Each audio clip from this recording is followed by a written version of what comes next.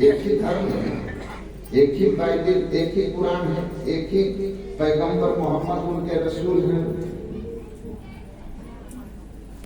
एक ही खुदा को स्वीकार करते हैं, ला इलाहा इल्लल्लाह मुहम्मदुर रसूल अल्लाह। अल्लाह के सिवा कोई पूजनीय नहीं और उसके पैगंबर मोहम्मद ही उसके अंतिम पैगंबर हैं। सिया और सुन्नी के बीच में जितनी लड़ाई हुई और सिया सुन्नी एक दूसरे को जितना मारे और आज भी अरब देशों में मार रहे हैं।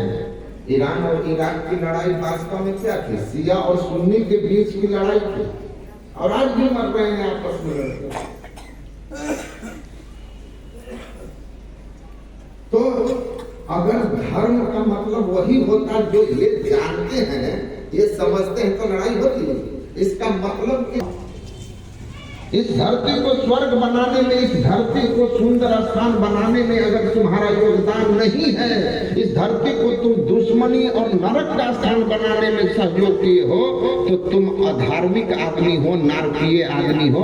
इस धरती को सुंदर स्थान, प्रिय स्थान बनाने में तुम्हारा सहयोग हुआ है, शांति और उन्नति में बनाने में तुम्हारा सहयोग हुआ है, तो तुम धार्मिक आदमी हो। हम लोग जब पढ़ते थे ना, तो जो पढ़ते हैं बच्चे उनको पता होगा, फिजिक्स के एक बहुत बड़े टीचर हुए, IIT कानपुर में पढ़ा वर्मा, अभी भी है, डॉक्टर SC वर्मा। IIT की तैयारी करते हैं तो उनकी किताब पढ़ करके लोग IIT करते हैं। मैं पढ़ा हूँ, मैं बहुत पढ़ाई लिखाई मेरी बहुत अच्छी खासी है, यहाँ से लेकर दिल्ली तक। तो वो SC वर्मा एक दिन कह रहे थे कि मैं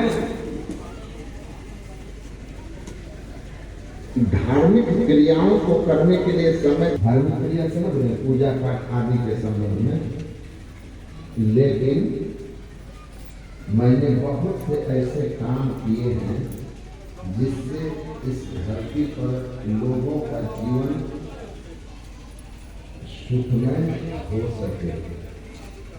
ऐसे मैंने बहुत से काम किए, विज्ञान में ऐसी मैंने बहुत सी खोज की जिसने लोगों के जीवन को सुखमय बनाया।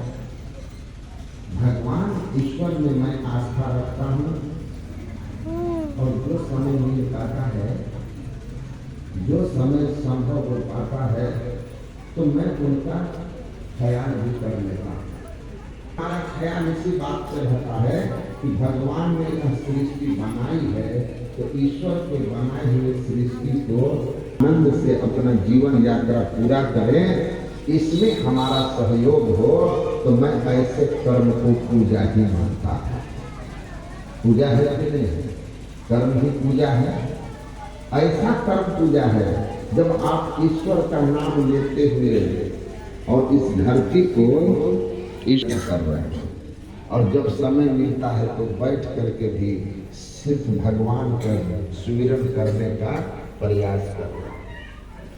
तो सदाचार में रह करके और ईश्वर की भक्ति करते हुए आत्मा मोक्षार्थम, जन्म मरण के चक्र से आत्मा को छुड़ाने के लिए प्रयत्न कर रहे हैं।